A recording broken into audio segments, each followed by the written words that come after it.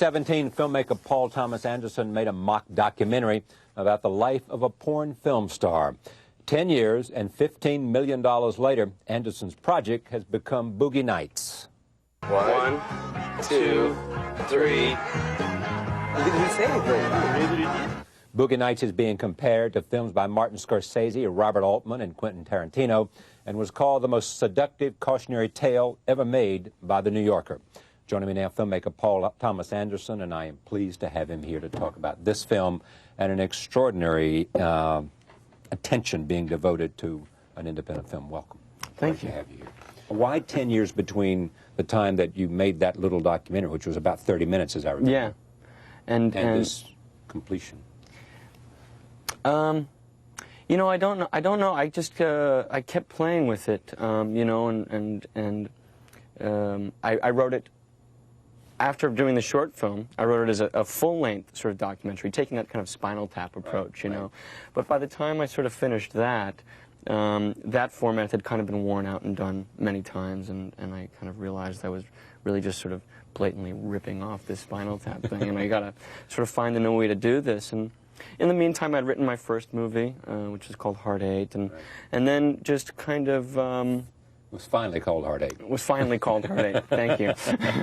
Wink. Those of us who love it called it Sydney. That's right. Thank you.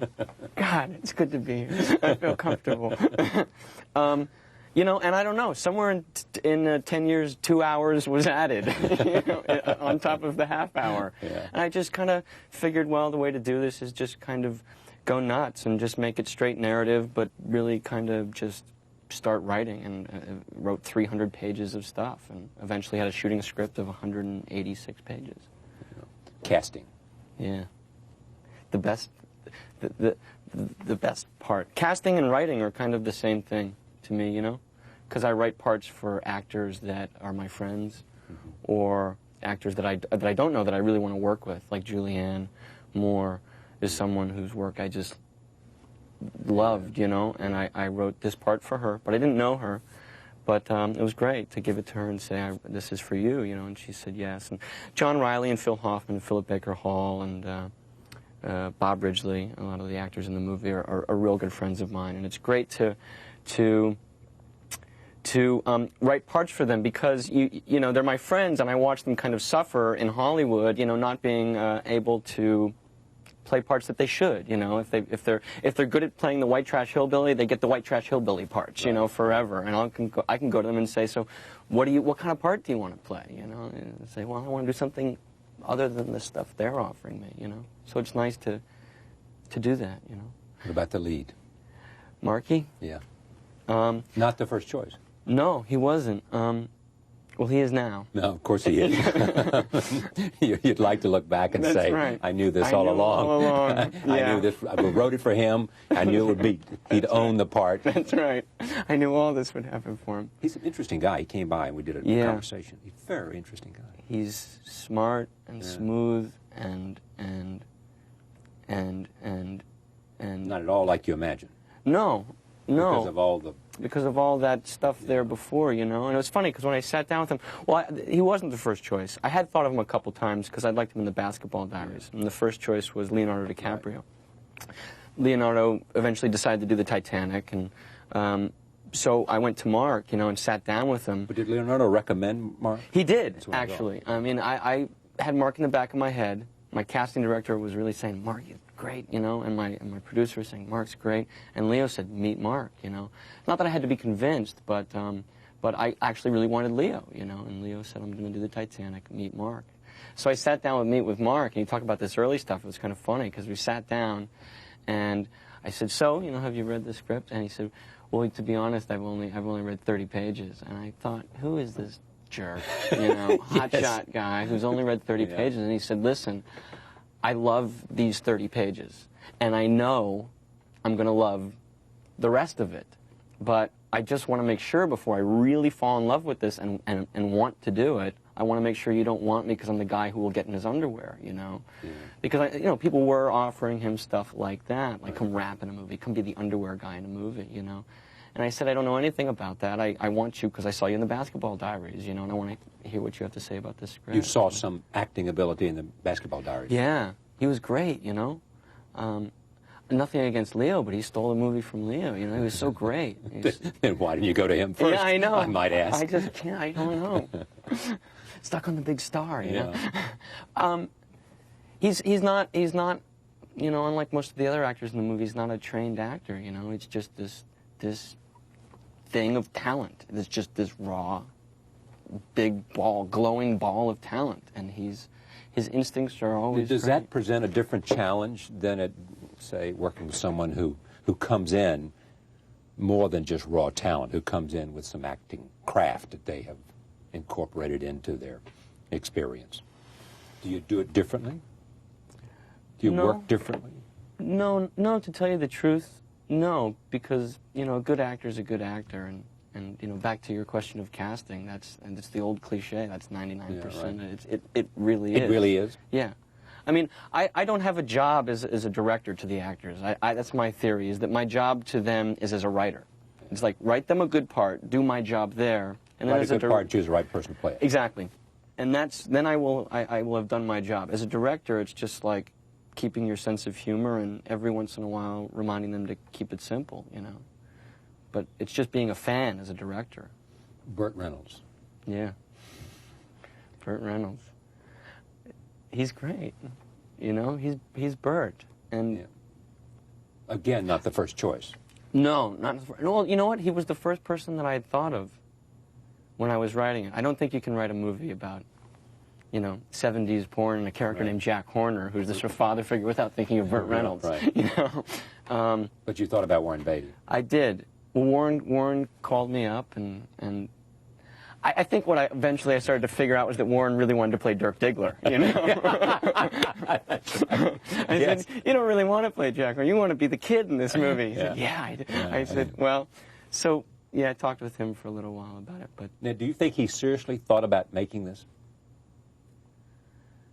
Yeah, I do. I think he really liked the script, you know, and why didn't he do it then?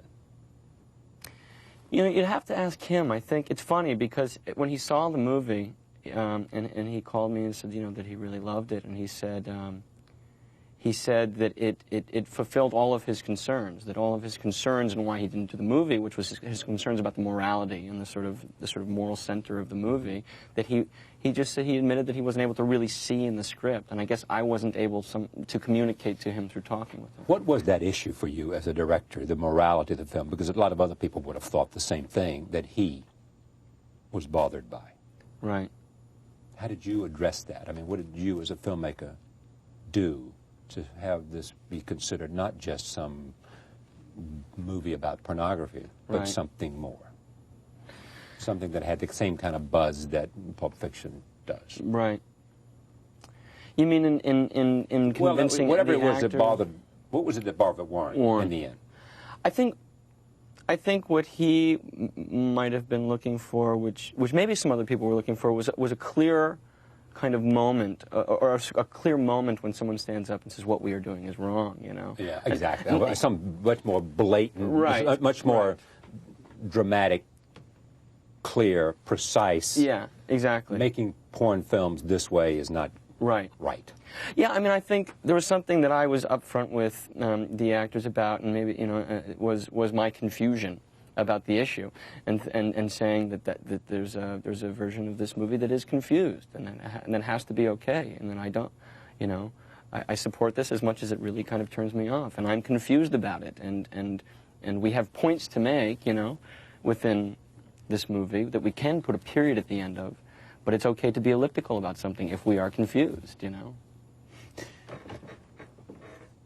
When you put it together, is there a sense you had something special when did you first know that this had a chance? It felt so good when we were making it, you know, like we were having so much fun, and it really felt nice. It really did, and but I think that kind of the excitement that we had probably cautioned us in thinking that it's too good a time, and we're too excited about this. This is probably like the most expensive home movie ever made for us. You know what I mean? And we'll really like it, you know, when we watch our own videos of it.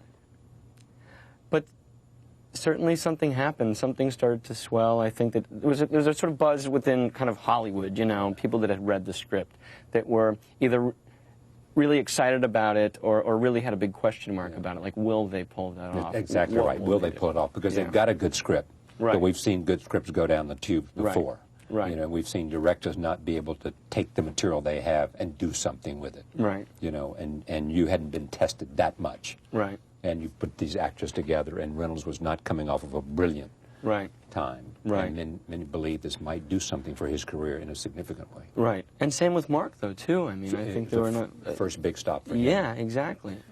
For those who are watching this and have not seen the movie, what's the story? What's this movie about?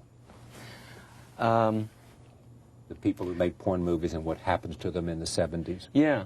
It's funny, because you say that, you know, and some people will sort of run for the hills. Right. You know, they hear porn, they run for the hills, and you want to kind of stop and say, well, no, it's sort of about the sort of the need to kind of create the surrogate family within this world. And then they really roll their eyes, and they go, well, you know, you're pulling my, you know, screw you, you know. I don't want to hear about surrogate families. Yeah, and then you sort of, you know, you just get in this kind of tangled web, you know. It's kind of like the rock star who introduces the song before he sings it, like, this is a song about love and redemption, and you're just like, sing the song, just sing the song. Roll tape. Here is our first clip, our second clip from Boogie Nights.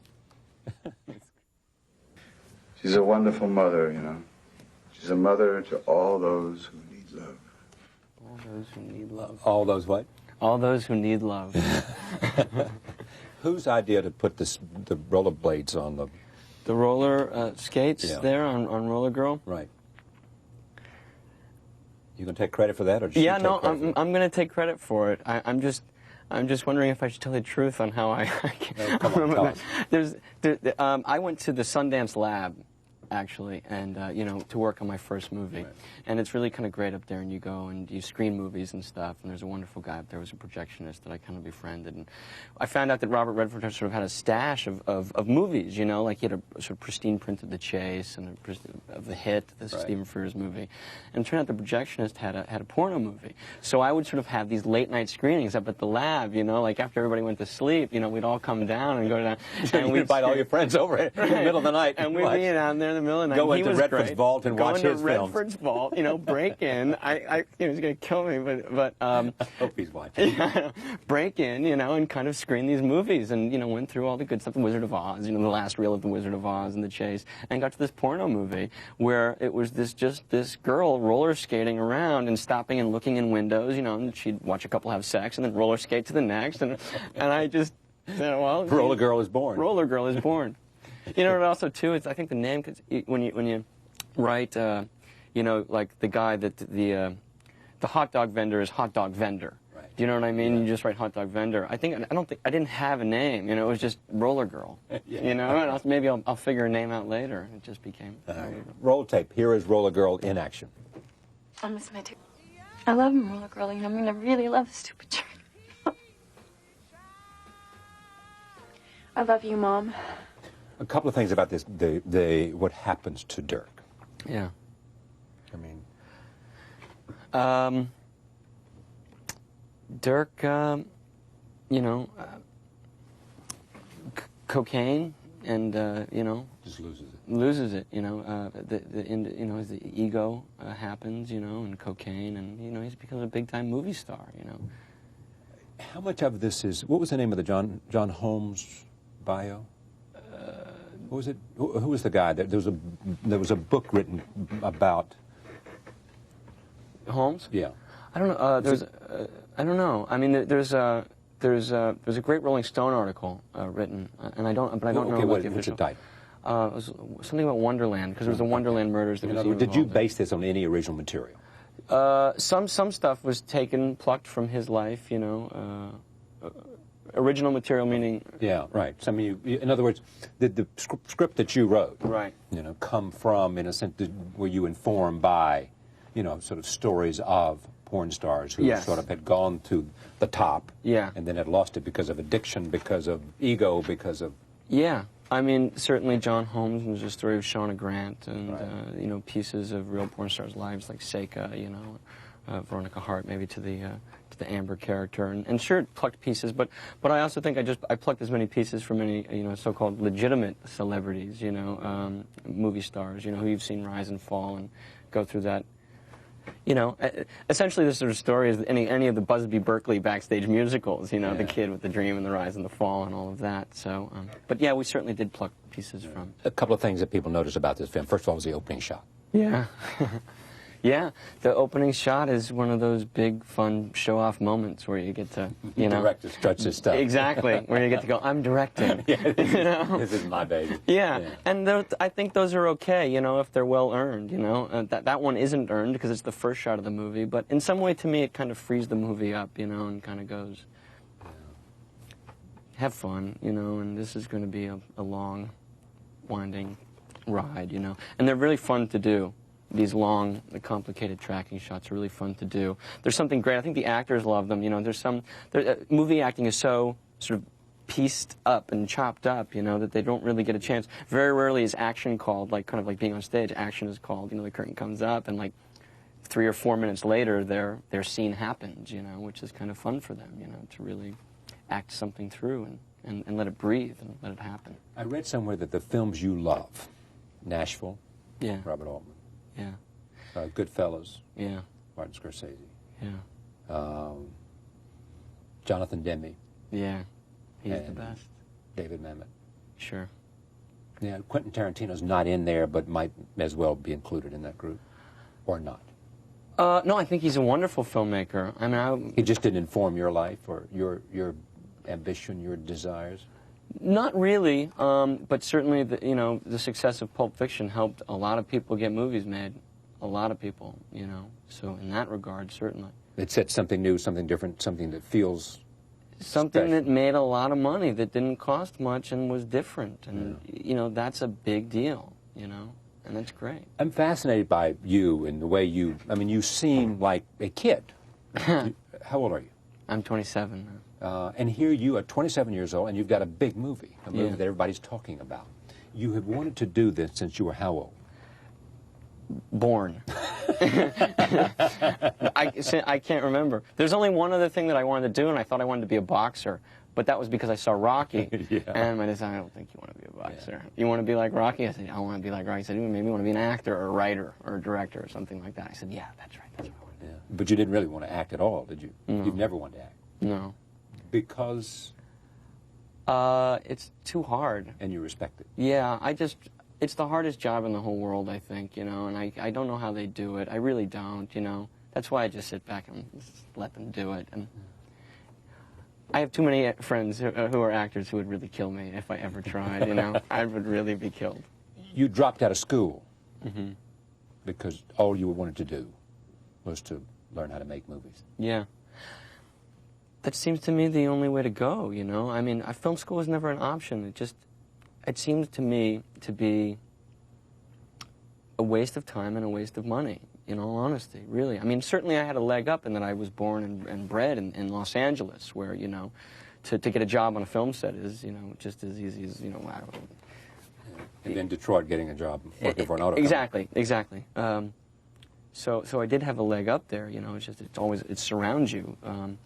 But you know, my film education really came from watching other movies, you know, and I think there's a scary mentality, I think, in film schools. My small sort of dealing with them is something that's really terrifying. I walked into a film class and it was about screenwriting, and this guy, the opening line was, you know, if you're here to write Terminator 2, just leave now.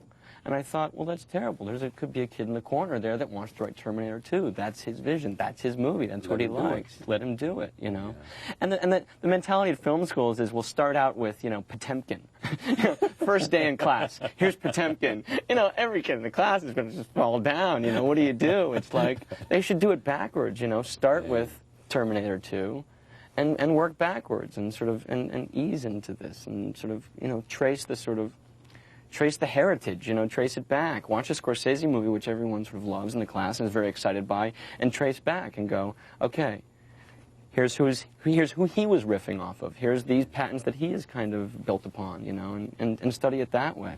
One of the great moments of this program in its 6 or 7 year existence is Scorsese talking about Fellini, you know, and he wanted to, and he came here when Fellini died just to pay homage to Fellini, because he was informed by Fellini the way you're informed by Scorsese. Yeah. In the way somebody who's 10 years old wanting to be you is informed by this and whatever movies. What do you think Scorsese and Altman and Mamet and Demme have in common? What do good filmmakers have? Just a persistence of vision. I think they all have kept their attitudes, you know? Yeah. It doesn't seem like any of them are lazy. They just don't stop, you know? And they just don't stop. I mean, there's something about, I think, all four of them that is the biggest trick, I think, is that they're incredibly selfish filmmakers, you know, in the best possible way. You know, they're really making themselves happy first. And it's just wonderful that it happens to also communicate to all of us and make it enjoyable to all of us. But there's a sort of, you just see them sort of, I see with each of them, you know, they're sort of raising their watermark each time and really trying to do different things and new things while keeping their patents. You know, you can watch any of their movies and you know you're watching. It has a stamp, a signature. Exactly. Yeah. But also then frees them up to kind of make different movies. You know, for Scorsese to go make Age of Innocence, or Demme to kind of branch out and do something like Beloved, which he's doing now. Congratulations. Thank you very It's much. a terrific film, and you're a fascinating guy. Thank you. Thank you, Charlie. Thank you for joining us. We'll see you next time.